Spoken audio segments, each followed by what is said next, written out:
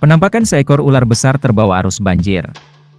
Ular bersisik hitam tersebut terapung di permukaan genangan air di halaman rumah warga. Ular yang terapung-apung terbawa banjir itu didapati oleh seorang ibu-ibu. Ular yang terbawa arus banjir tersebut bikin ibu-ibu tersebut histeris. Video ular besar terapung masuk halaman terbawa arus banjir tersebut diunggah oleh akun Viral Kak. Di tayangan video itu, nampak ular terapung di air banjir yang keruh. Ular ini muncul dan tenggelam di permukaan genangan air. Terdengar di video, suara ibu-ibu berteriak histeris. Ibu-ibu nampak ketakutan dengan ular hitam besar tersebut.